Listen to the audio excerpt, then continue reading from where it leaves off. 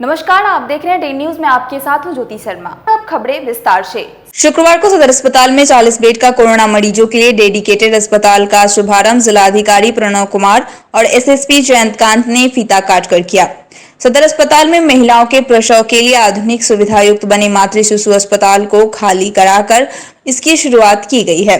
अब एक बार फिर महिलाओं का पुराने वार्ड में इलाज होगा। नए वार्ड में कोरोना मरीजों को भर्ती कर इलाज किया जाएगा। जिलाधिकारी प्रणव कुमार ने बताया कि शुक्रवार को कोविड अस्पताल को पहले चरण में 40 बेड के साथ शुरू किया गया। प्रोटोकॉल के तहत संक्रमित का इलाज करने के लिए पूरी व्यवस्था यहाँ है। चिकित्सकों का रोस्टर तैयार किया जा चुका है। पीएचसी में मेडिसिन विशेषज्ञ की टीम बुलाई गई है। कोरोना अस्पताल में 10 से अधिक डॉक्टरों को तैनात किया जाएगा। साथ ही टेक्नीशियन व अन्य कर्मियों की तैनाती की जाएगी।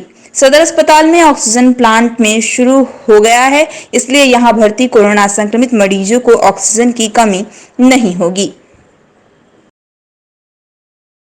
मैं डीसीएच के रूप में यहाँ पर जो एमसीएच विंग था, यहाँ पर ऑलरेडी 3-4 दिन पहले ऑक्सीजन प्लांट का स्थापन किया गया है और उसी के परिप्रेक्ष्य में इसको, यद्यपि एमसीएच था लेकिन हम लोगों ने इसको कोविड सेंटर के रूप में डेवलप किया है ताकि ऑक्सीजन प्लांट का भी पूरा सदुपयोग हो सके और एक बेहतर तरीके की यहाँ स्वास्थ्य व्यवस्था दी जाएगी। और सभी पेशेंट्स से भी मेरा ये अपील रहेगी कि बिल्कुल निसंकोच निसंदेह यहाँ काफ़ी बेहतर सुविधा हम लोग देने जा रहे हैं। जरूर इस सुविधा में आएँ और ट्रीटमेंट प्रोटोकॉल भी बेहतर व्यवस्था सुनिश्चित कराई जाएगी। और जैसा कि हम लोग देख रहे हैं कि काफ़ी अच्छी व्यवस्था की गई है, तो हम लोग इस व्यवस्था को सुनिश्चित कराएंगे। तत्काल हम लोग 30 बेडेड हॉस्पिटल यहाँ पर शुरू कर रहे हैं और ये आज से यहाँ प्रारंभ हो गया है और डॉक्टर्स की रोस्टर ड्यूटी वगैरह भी सुनिश्चित करा दी है। और भी आगे कोई सर ये शुरुआत की जानी है कोविड अस्पताल? देखिए, लगातार हम लोग कर रहे हैं, जैसे जैसे हम लोग अपनी क्षमताओं की लगातार वृद्धि कर रहे हैं और अभी भी ये स्थिति है कि जो हमारी क्षमताएं हैं उसमें न सिर्फ वृद्धि कर रहे हैं बल्कि उसके स्टैंडर्ड को भी और डेवलप कर रहे हैं। और यहाँ विशेष बात यहाँ पर यह है कि ऑक्सीजन की भी निर्बाध आपूर्ति प्लांट से बेड साइड में ऑक्सीजन की आपूर्ति है, जो कि अपने आप में एक नई पहल है। ऑक्सीजन की समस्या नहीं है? नहीं, यहाँ बिल्कुल ऑक्सीजन की समस्या नहीं है, क्योंकि ये ऑक्सीजन प्लांट है। यहाँ कहीं से बाहर सिलेंडर लाने की आवश्यकता नहीं, बल्कि यहाँ ऑक्सीजन प्लांट ऑटोमेटिक और बेड साइड ऑक्सीजन की पाइपलाइन से सप्लाई। कोरोना महामारी में इस समय निजी नर्सिंग होम संचालकों, दवाओं की कालाबाजारी और निजी एम्बुलेंस चालकों की मनमानी से निपटने को लेकर शुक्रवार को जिलाधिकारी प्रणव कुमार और एसएसपी जयंतकांत के द्वारा संयुक्त रूप से सिटी एसपी राजेश कुमार और नगर आयुक्त विवेक रंजन मैत्री के नेतृत्व में धावा दल का गठन किया गया। सिटी एसपी और नगर आयुक्त नर्सिंग होम, निजी एम्बुलेंस संचालकों और दवाओं की कालाबाजारी के संबंध में मिले आवेदन के आधार पर जांच कर कार्रवाई करेंगे। साथ ही अगर उनके संज्ञान में यह बातें आती है तो स्वतः संज्ञान लेकर विधि सम्मत कार्रवाई कर सकेंगे। कोविड पेशेंट का इलाज किया जा रहा है और बीच बीच में कभी शिकायत यह भी मिलती है कि उनके द्वारा अधिक दर किया जा रहा है, उन लोगों को चार्ज किया जा रहा है। इसके अतिरिक्त कभी कभी एम्बुलेंस से भी ज़्यादा पैसे लेने की शिकायत आई है। इसको लेकर के हमने और एसएसपी साहब ने एक ज्वाइंट टीम का गठन किया है, जिसमें नगर आयुक्त और सिटी एसपी रहेंगे और उनके नेतृत्व में एक धावा दल का गठन किया गया है, जो कि director DRDA, town DSP, assistant drug controller और अन्य पदाधिकारी उसमें रहेंगे। इनके द्वारा इन ऐसी शिकायतों पर त्वरित कार्रवाई की जाएगी। इसके अतिरिक्त सुओ मोटो भी अपने संज्ञान से भी ऐसे जगहों पर धावा किया जाएगा, जिसमें कि चाहे वो दवाओं की अधिक मूल्य पर बिक्री हो, ऑक्सीजन की बात हो, या फिर एम्बुलेंस के अधिक दर लिए जाने का मामला हो, या अस्पताल द्वारा अधिक दर चार्ज किए जाने का मामला हो। ऐसे मामलों में इस धावा दल के द्वारा कठोर कार्रवाई की जाएगी। हमारे और एसएसपी के द्वारा इसके संबंध में चिट्ठी भी निर्गत कर दी गई। अलविदा अलविदा माहे रमजान, अलविदा अलविदा माहे रमजान। जी हाँ, आज रमजान महीने का अंतिम जुमा था, जिसे अलविदा जुमा कहते हैं। इस दिन दुनिया भर की मस्जिदों में रोजेदारों की जबरदस्त भीड़ उमड़ती थी, लेकिन कोरोना महामारी की वजह से सभी मस्जिदों में ताला लटका हुआ था। इसी कारण मुसलमान भाइयों ने अपने अपने घरों पर ही मुंह पर मास्क और दूरी बनाकर अलविदा जुमे की नमाज को अदा की। अलविदा जुमे का मतलब होता है किसी चीज का रुखसत होना।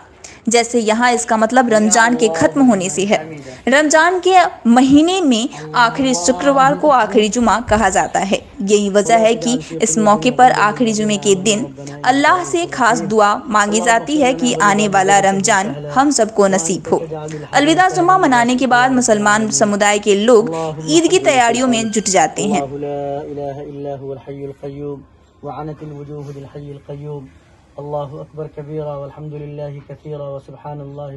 आज जो जुमा ये अलविदा जो अदा की गई है, ये रमज़ान शरीफ के महीने में जो आखिरी जुमा होती है उसको हम लोग अलविदा कहते हैं। रमज़ान शरीफ में जो जुमा आखिरी होती है उसको अलविदा कहते हैं। ऐसा नहीं है कि जुमा फिर नहीं आएगा, जुमा तो इंशाअल्लाह अल्लाह क़यामत तक लाएगा, लेकिन रमज़ान के महीने में ईद से पहले जो जुमा पड़ती है उसको हम लोग अलविदा कहते हैं, जिसको हम लोगों ने आज नम आँखों से अदा किया है। और अल्लाह से दुआ करते हैं जिस कारण हम लोगों ने नम आँखों से आज अदा किया है कि अल्लाह जो वैश्विक महामारी कोरोना जो पूरे आलम में फैला हुआ है इसको अल्लाह बहुत जल्दी दूर कर दे, ताकि हम लोग मस्जिदों में जाकर खुल के नमाज़ पढ़ें और खुल के अल्लाह से इबादत करें। और ये माह मुबारक महीना जो है ये बहुत बरकत वाला महीना है, फजीलत वाला महीना है। इस महीने में हर आकिल बालिग औरत और मर्द को रोज़ा रखना फ़र्ज है। इस महीने में अल्लाह ने इस महीने को 30 दिन को 3 असरे में बांटा है। एक असरा रहमत का है, एक असरा मग़फ़िरत का है, एक असरा दोज़ख की आग से छुटकारे का है। तो अल्लाह ने हम सबों के लिए 2 असरा तो निकाल दिया है, रहमत का भी मग़फ़िरत का भी, और दोज़ख के आग के छुटकारे का असरा चल रहा है, जिसके बारे में उलमाए कराम से हमने सुना है। माँ आयशा रज़ियल्लाहु अन्हा फरमाती हैं कि अल्लाह के नबी हमारे आपके आका दो जहाँ के मालिक सरवर कायनात रसूलुल्लाह सल्लल्लाहु अलैहि वसल्लम ने इरशाद फरमाया कि इस असरे में, तीसरे असरे में 5 रातें ऐसी हैं जिसमें एक शब कदर की रात है। जिसने इसको पा लिया अल्लाह उसके 1000 महीने का सवाब उसके नाम अमाल में लिख देगा। तो अल्लाह हम सबको उस शब कदर की रात की कदर करने की तौफीक अता फरमाए, और इस माह मुबारक महीना जो हम सबसे जुदा हो रहा है इसकी भी कदर करने की तौफीक अता फरमाए। और जो वक्त बचा है हम सारे मुसलमान भाइयों से अपील करते हैं कि और बेहतर से बेहतर अमल करके इस वक्त को हम बेहतर से बेहतर गुजारें, और कोरोना महामारी से जो पूरा आलम जूझ रहा है उसके लिए अल्लाह से हम लोग दुआ करें कि पूरी आलम से अल्लाह वैश्विक महामारी कोरोना से निजात दिला दे, ताकि हमारा भी और हमारे समाज में भी और हमारे जितने भाई हैं उन सभी बीमारी से बच सके। क्योंकि भारत सरकार और बिहार सरकार के जो गाइडलाइंस है उस पर अमल करते हुए हम लोग चलेंगे। जैसे आज हम लोगों ने इस जगह पर सैनिटाइज किया, मास्क लगाया और दूरी बना के नमाज को अदा किया, इसी तरह से हम सब करते रहेंगे तो इंशाअल्लाह कोरोना पर हम सब की जीत होगी। अलविदा जुमा है, क्या कुछ है? जी, ये मुसलमानों के लिए बहुत अफजल दिन है, और ये रमज़ान के दिन का आखिरी, मतलब कि रमज़ान के दिन का जो आखिरी जुमा है वो आज है। आज के दिन अल्हम्दुलिल्लाह मुसलमान काफ़ी खुशी से इसको मनाते हैं और इसका एहतमाम करते हैं लोग। इस दिन सदका ज़कात करते हैं लोग, अल्लाह के रास्ते में ख़र्च करते हैं, और लोग मतलब अफ्तारी का भी इंतज़ाम करते हैं। तो हम लोगों को कोशिश करनी है कि हम लोग दुआ करें अल्लाह ताला से कि इस महामारी से अल्लाह ताला हम तमाम लोगों की हिफाजत फरमाए, और जल्दी से इस महामारी से हम लोगों को इस महामारी से निकलने का मौका मिले, ताकि हम लोग मस्जिद में जाके आराम से नमाज़ पढ़ें और अल्लाह ताला से दुआ करें, इल्तिजा करें। मुजफ्फरपुर से बाहर जाने की इच्छा जताने वाले लोगों में से कई ऐसे भी हैं जो लॉकडाउन को छुट्टी मानकर अन्यत्र जाने की जिद पर अड़े हैं। वहीं ऐसे भी लोग हैं जो वास्तव में फंस गए हैं और उन्हें अति आवश्यक रूप से बाहर निकलना है। अधिकारियों को ऐसे ही लोगों की पहचान करना भारी पड़ रहा है, और इस भीड़ में कई आपात स्थिति वाले लोग भी मुजफ्फरपुर में फंसे पड़े हैं। ऑफलाइन जारी पास के कार्यक्रम में रोज जुट रही भीड़ को देखते हुए इस बात का अंदाजा लगाया जा सकता है। वहीं इस भीड़ को कम करने के लिए जिला प्रशासन ने ऑनलाइन पास जारी करने की जिस व्यवस्था को शुरू किया है उसका सर्वर और कनेक्टिविटी बेहद स्लो काम कर रहा है। पास जारी करने की आपाधापी के बीच शुक्रवार को ऐसे लोग भी बेवजह परेशान होते दिखे जिनका यहां से बाहर निकलना वाकई जरूरी है। कलमबाग चौक निवासी राजेश भी यहां से वहां ठेले जाते रहे। वह परिजन के लिए दवा खरीदने के लिए 2 मई को मुजफ्फरपुर आए थे। उन्हें करीब 20,000 का दवा खरीदना है। दवा इसलिए नहीं खरीद पा रहे हैं कि पास जारी होगा या नहीं। इसी उम्मीद में वह रोजाना कलेक्ट्रेट परिसर में आ रहे हैं और दिन भर धूप में तपने के बाद लौट जा रहे हैं। शुक्रवार को इस तरह की व्यवस्था को देखते हुए उनका गुस्सा भी अधिकारियों पर फूटा। उधर ऑनलाइन पास जारी करने के नोडल अधिकारी पंकज कुमार ने बताया कि बड़ी संख्या में लोगों की हिट प्रशासन की साइट पर मिल रहे हैं। इसके चलते सर्वर ठप हो जा रहा है। कनेक्टिविटी की समस्या अलग परेशानी कर रही है। इस समस्या का समाधान जल्द ही हो जाएगा। दिया हुआ है कैटेगरी इंडिकेटेड पास के लिए है, ई पास के लिए है जी। क्या परेशानी हो रही है? अभी तक कहाँ मतलब ऑनलाइन दे ही नहीं रहे। ऑनलाइन करके उसके बाद हार्ड कॉपी जमा की है और उसका प्रिंट अभी तक नहीं दे रहा, पास दे ही नहीं रहा। ये ई पास के लिए जिसको जितने अवधि का जरूरत है उस अनुसार ये दिया जा रहा है। इसमें शादी ब्याह श्राद्ध और कोई मेडिकल कॉज से आना जाना है अगर किसी का है ना, और इसी तरह जो आवश्यक सेवाएं हैं उससे संबंधित अगर किन्हीं को कोई पास की जरूरत हो तो उसको बनाया जा रहा है। इसके लिए जो आवेदक होंगे उनको सर्विस ऑनलाइन पोर्टल पर सर्विस ऑनलाइन बिहार.gov.in पर अप्लाई करना होगा। अंतर जिला और अंतर्राष्ट्रीय के लिए अंतर जिला और अंतर राज्य वाला जो है ये यहाँ से मिलेगा, कलेक्टरेट से मिलेगा, और जिला के अंदर वाला जो है वो SDO पूर्वी के यहाँ से मिलेगा। किन किन सेवाओं के लिए ई पास निर्गत की जाती है? जैसे मेडिकल से संबंधित अगर कोई कार्य है तो उसके लिए, जो आवश्यक सेवा है उनके लिए, कोई श्राद्ध या शादी से संबंधित कोई बातें हैं तो उसके लिए, किन्हीं को अगर कोई मूवमेंट करना है। कितना दिनों में ये मिल जाता है? मिलने का तो है कि बस वो अप्लाई करता है, मिलता ही जाता है, लगातार मिल रहा है, कल से हम लोग देते जा रहे हैं। इन दिनों कोरोना से जिन लोगों का निधन हो रहा है उनके साथ एम्बुलेंस चालकों एवं स्वास्थ्य कर्मियों द्वारा मनमाने तरीके से पैसा वसूली की जा रही है, जिस पर रोक लगाने की मांग को लेकर शुक्रवार को नागरिक मोर्चा ने जिलाधिकारी को ज्ञापन सौंपा। साथ ही मोर्चा के महासचिव मोहन प्रसाद सिन्हा ने कहा कि ऐसे लोगों को चिन्हित कर कठोर कार्रवाई किया जाए। कोरोना से सूबे में दूसरा सबसे ज्यादा संक्रमित मुजफ्फरपुर में लगातार बढ़ रही संक्रमण के मामले को लेकर पूर्व मंत्री सुरेश शर्मा ने पहल करते हुए शहर को सैनिटाइजेशन करने का बीड़ा उठाया है। पूरे शहर को कोरोना के संक्रमण से मुक्ति दिलाने को लेकर 2 सैनिटाइजेशन मशीनों से वार्ड बार सैनिटाइज किया जा रहा है। लगातार बढ़ रही संक्रमण के मामले में इजाफा को लेकर पूर्व मंत्री ने नगर निगम की कार्यशैली पर नाराजगी जताई, वहीं चिंता भी व्यक्त की। उन्होंने कहा कि बीते साल कोरोना से जिस तरह मिलजुल कर हम लोग संक्रमण से लड़े और उसे हराया था, वैसे ही सामूहिक रूप से इस बार भी होना चाहिए था, पर इस बार वैसा ना तो निगम कर रहा है और ना ही स्थानीय जनप्रतिनिधियों द्वारा किया जा रहा है, जिससे आहत होकर खुद उन्होंने पूरे शहर को सैनिटाइज करने का जिम्मा लिया है।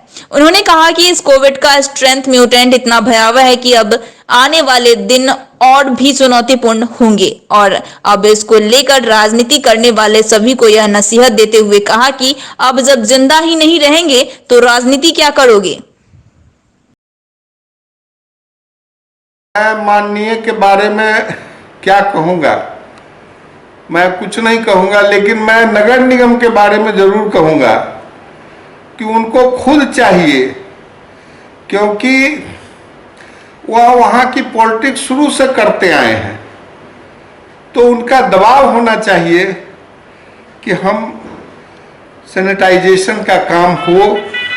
हम ये नहीं कहते हैं कि वही कर सकते हैं, हम ये कहते हैं कि इसका माहौल एक विधायक के नाते जैसे मैंने बनवाया था, माहौल में केवल हमने ही काम नहीं किया, एक माहौल बना जिसमें सभी लोग लग करके काम किए। तो ये माहौल बनाना स्थानीय विधायक का नैतिक कर्तव्य है और नगर निगम का नैतिक कर्तव्य है कि लोगों को, हमने तो अपना 96 बेड का हॉस्पिटल ICU जनता की सेवा के लिए समर्पित किया, वहाँ इलाज चल रहा है, सैकड़ों आदमी सुरक्षित होकर के वहाँ से निकल रहे हैं। इस तरह का काम नर सेवा नारायण सेवा ही जीवन का है, नहीं तो हर आदमी को जाना है, रहना ये किसी को नहीं है, लेकिन अच्छे काम करके जाएंगे तो जाने के बाद भी आपका गुणगान लोग करेगा, नहीं तो आपके जाने के बाद आपको कोई पूछने वाला, नाम लेने वाला नहीं। ही आज सबसे सर्वोपरि है। इसलिए सभी कार्यकर्ता जो पार्टी के हैं या गैर पार्टी के हैं या जो सामाजिक, वो सब लोग इससे बचाव के लिए अपने अपने घरों के आसपास लोगों को समझावें और इस सोडियम क्लोराइड से लोग अपने घर को सैनिटाइज करवा करके सुरक्षित रहे। यही हम आज उनसे हाथ जोड़ करके प्रार्थना कर रहे हैं। ये 4 गाड़ी से हम लोग इसको जहाँ तहाँ शुरू करवाएं, विशेष तौर से ग्रामीण क्षेत्र में जहाँ नगर निगम भी नहीं है वहाँ भी लोग मर रहे हैं। तो ये और इसको हम लोग देखेंगे, अगर ज़्यादा इसमें ज़रूरत होगी तो और भी इसमें व्यवस्था की जाएगी। अभी तो यह संक्रमण लंबा खींचेगा और इसमें तरह तरह के समस्याएं आएगी। हम समझते हैं कि हर व्यक्ति मिलजुल करके इसका सामना करे, हर मास्क लगा करके चले। लोगों को जहां मास्क नहीं है वो मास्क वितरण नगर निगम के द्वारा कराया जाए। अगर नगर निगम सक्षम नहीं है तो मुझे कहे, मैं 10-20 हजार 50 हजार मास्क बनवा करके उनको दूंगा कि वो बंटवावे, वो लोगों को दें, क्योंकि ये इससे बड़ा कोई आज के समय में न धर्म का काम है न पुण्य का काम। मानसून पूर्व तैयारियों को लेकर नगर निगम अपनी तैयारियों में जुट गया है। अतिरिक्त मानव बल लगाकर सभी वार्डों में नालों की उड़ाही की जा रही है। जल जमाव से मुक्ति को लेकर नालों की उड़ाही में मुजफ्फरपुर नगर निगम के मेयर ने इस बार कड़ा रुख अपनाते हुए अब जनता के जिम्मे साफ सफाई और इस उड़ाही का प्रमाण पत्र देने के बाद अपने कर्मी के कार्य पर भुगतान किए जाने का आदेश दिया है। पिछले वर्ष की नाकामी से सबक लेते हुए इस साल शहर वासियों को जल जमाव की पीड़ा झेलनी नहीं पड़े, इसलिए बरसात से पहले ही शहर के सभी छोटी बड़ी नालियों की उड़ाही शुरू हो गई है। मुजफ्फरपुर शहर की सभी आउटलेट की सफाई पर विशेष ध्यान दिया जा रहा है और आउटलेट के पास से 1 किलोमीटर तक नालों को पूरी तरह से साफ किया जाएगा ताकि बारिश का पानी तेजी से निकल सके और नाला उड़ाही के दौरान अंचल निरीक्षण के संबंधित क्षेत्र की जनता से उड़ाही का प्रमाण पत्र लेना होगा। सही से नाला साफ सफाई का प्रमाण पत्र नहीं देने पर संबंधित क्षेत्र के सभी सफाई कर्मियों के वेतन के साथ ही अपरिश्रमी का भुगतान भी रोक दिया जाएगा। इसे लेकर नगर निगम के मेयर सुरेश कुमार स्वयं निगरानी कर रहे हैं। मेयर सुरेश कुमार ने बताया कि वर्चुअल समीक्षा बैठक में यह निर्णय लिया गया है कि शहर के नारकीय हालात और बरसात के समय जल जमाव की समस्याओं को दूर करने के लिए आम जनता ही यह प्रमाण पत्र जारी करे कि काम संतोषप्रद है। नगर निगम के द्वारा साफ सफाई और कार्य में महज खानापूर्ति किया जाता है और इसका भुगतभोगी आम आदमी होता रहा है। इसे लेकर यह पहल की गई है। देखिए, नाला उगाही हम हर साल के भांति इस साल में नाला उगाही हो रही है। अब की चूँकि ये साल मैं खुद मॉनिटरिंग कर रहा हूँ और मैं चाहूँगा कि नाला बढ़िया सफाई हो। इसी के लिए मैंने अपने नगर आयुक्त को निर्देश दिया है कि जो भी इस काम में लगे हुए हैं, चाहे वो सिटी मैनेजर हों या हमारे सफाई प्रभारी हों या सर्किल इंस्पेक्टर हो, जो हमेशा फांकी मारते हैं, फांकी नहीं चलेगा। अब की बार जो भी इसको कहता अनुश्रवण समिति, जो भी वार्ड में काम होगा वहाँ कम से कम 20 गिरी स्वामी का जो ये लिखेंगे कि हाँ हमारा वार्ड का नाला चाहे छोटा हो चाहे बड़ा हो, नाला सफाई हुई है, सिल्ट निकला है, तभी उस कर्मी का भुगतान होगा और हमारे सिटी मैनेजर साहब को ही सर्टिफिकेट दी जाएगी कि हाँ आपने काम किया है। मानसून पूर्व तैयारियाँ पूरी? हाँ, मानसून से पूर्व तैयारियाँ हो रही है और भरसक हम लोगों की पूर्णता कोशिश रहेगी आपकी जल जमाव ना हो। आज की खबरों में इतना ही। फिर मिलेंगे कुछ नई खबरों के साथ। तब तक के लिए हमारी डे न्यूज टीम को दीजिए इजाजत। नमस्कार।